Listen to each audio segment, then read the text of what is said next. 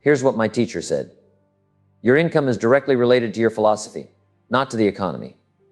I thought no one ever told me that. I kept hoping that the economy would improve.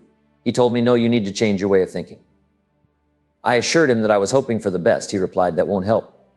I then asked him what I could do to increase my income by 2, 3, 5, or even 10 times, and then multiply that by 10 again. What actions could I take? He began to teach me the important disciplines in the process of learning new skills to transform my life. This man was extraordinary. And those were extraordinary times for me. They changed my life in every way you can imagine. But the concepts he shared were very simple, like learning the ABCs. Here's what I learned. Not to search for the exotic until you've discovered the basic. Make your library a testament to your commitment to personal growth. Show that you are willing to read anything you need to read, listen to whatever you need to hear, and watch whatever you need to see. Do this so you can improve yourself, make your life better, and reach all your goals.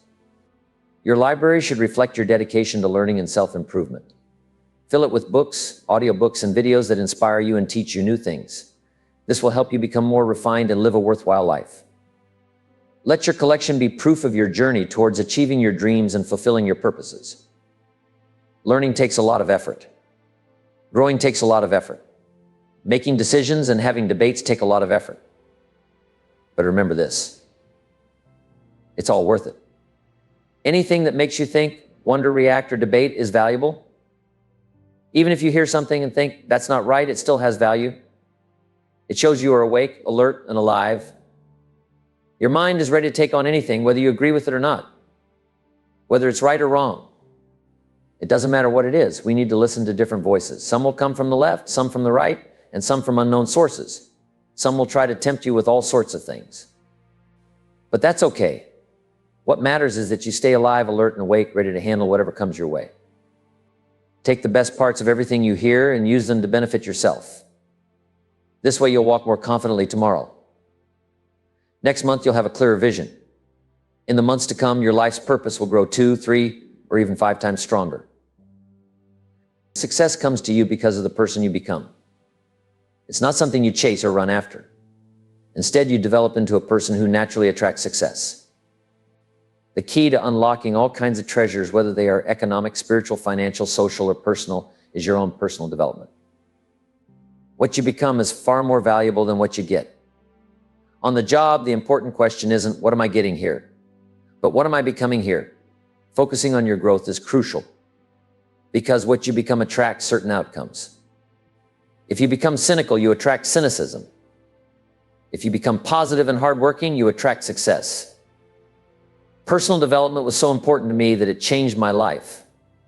By the age of 31, I became a millionaire, and that was just one aspect of the transformation.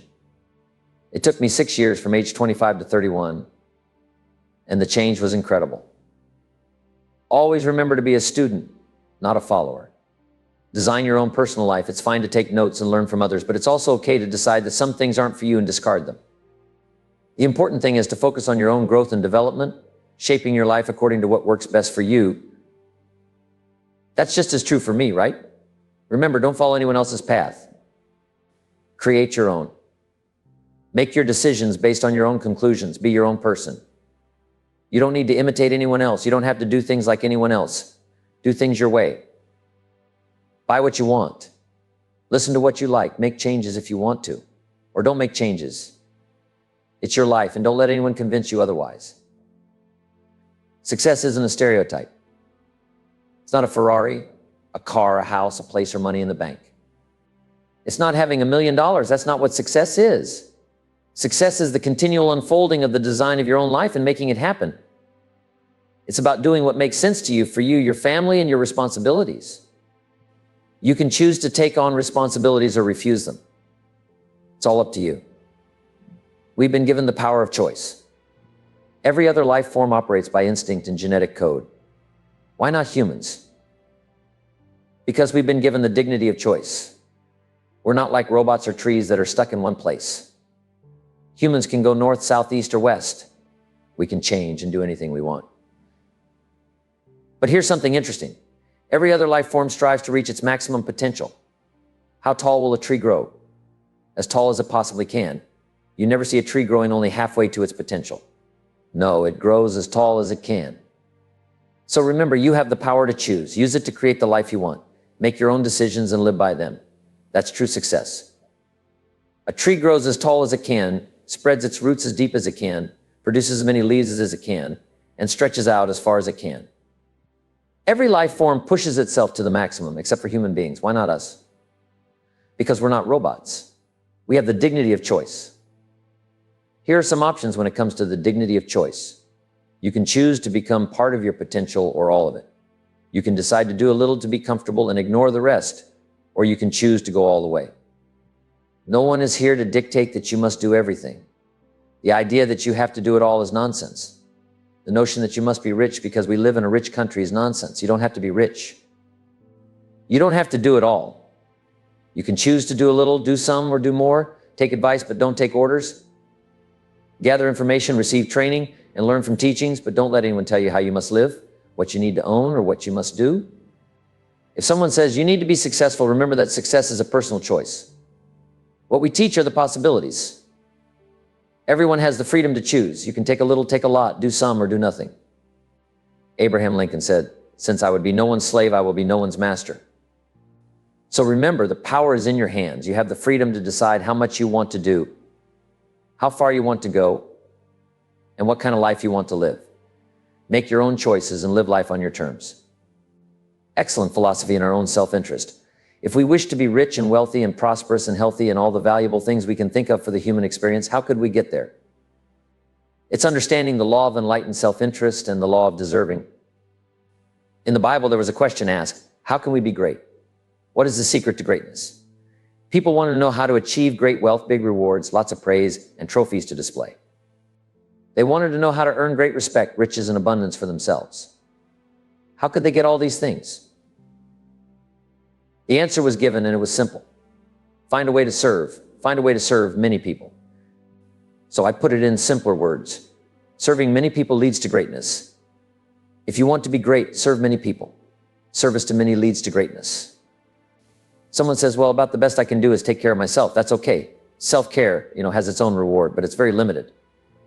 When someone says, I can't worry about other people's problems, I've got enough problems of my own, it's understandable. Taking care of yourself and protecting your own interests is important. It's natural to want to look out for yourself first. However, this approach only brings limited benefits.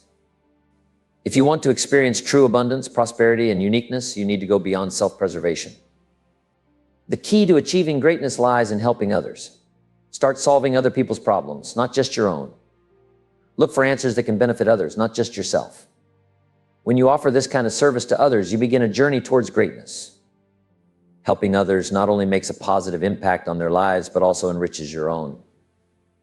By contributing to the well-being of others, you open yourself up to greater rewards and opportunities. So while it's okay to take care of yourself, don't stop there. Extend your efforts to helping others, and you will find that true greatness comes from service and generosity. Someone asked, how can I become a ruler over many people? How can I manage a large group or lead a big movement or organization? The response to this question was clear and insightful. First, it's important to understand that there is nothing wrong with having this ambition. Wanting to be a leader, manager, or ruler of many people is a natural and admirable goal. This desire can be seen as a form of self-interest at its best, where you aim to guide and manage a large number of individuals. The key to achieving this goal lies in how you handle smaller responsibilities first. You must be faithful and reliable when you are in charge of only a few people or small tasks. Show that you are disciplined and dedicated even when your responsibilities are minimal. By demonstrating your ability to manage small amounts and few people well, you build a foundation of trust and competence. This behavior gradually qualifies you to take on greater responsibilities. Over time, your consistency and reliability in small matters can lead to you becoming a ruler or leader over many people. You say, well, if I had a big organization, I'd really run it with a strong hand and I'd be a fabulous leader. But I've only got a few and I don't know where they are. See, that's not going to work. If you want to manage a lot of money one day, you need to start by managing the small amounts you have now. Some people say, if I had a lot of money, I would take care of it really well, but I only get a paycheck and I don't know where it all goes. The problem is, if you don't know where your money is going now, you won't be able to handle a large amount of money later. We've all heard people say, I don't know where all my money goes. This shows that not being aware of your spending habits now makes it difficult to manage larger sums of money in the future. Do you ever hear people say things like, "We'd love for you to run the company, but you don't know where all the money goes"? Some people respond with, "The money just slips away from me." Imagine someone saying, "We'd love for you to run the world," and hearing the reply, "But the money just slips away from you." Often people think it's not important to manage small amounts of money. They say it's only a few pennies. But this is actually where you start to become qualified for having more money, success, and respect. The key is to be disciplined and careful even when the amounts are small. This practice helps you build the skills needed to handle larger amounts in the future. People often find it surprising that so many people come to listen to me speak for an entire weekend. But I didn't start out speaking to large crowds. I began with just a few people sharing my story with enthusiasm, even though I wasn't very polished back then. My life changed dramatically, my income improved, my health got better, and everything turned around for the best. Now, I've lived an amazing life, but it all started with my passion for helping a small group. Some might ask, does it really matter to have a meeting when there are only a few people? The answer is yes, of course. Always remember, you never know who is in your audience, whether it's a handful of people or thousands. You must be dedicated even when your audience is small. Share your story with the same passion, whether there are only a few people or a large crowd. This is where you begin to qualify for bigger opportunities in the future. Speaking to many people, leading large groups, or managing millions starts with being faithful and passionate in those early days for me. Also, give yourself a chance to change. Sometimes you'll hold on to ideas thinking they are the ultimate answer, only to find out later that they aren't. It's okay to let go and find new paths. This openness to change is part of your growth and journey towards greater success. Give yourself the opportunity to change. Improve your way of thinking. Adjust your goals in the direction you are heading. If you allow yourself to do this, here's what will happen. In the future, a new opportunity will appear that you didn't see before. Take time to reevaluate your plans and be open to new ideas.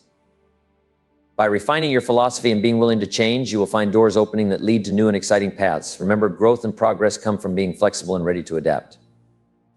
Give yourself the chance to change and embrace new opportunities.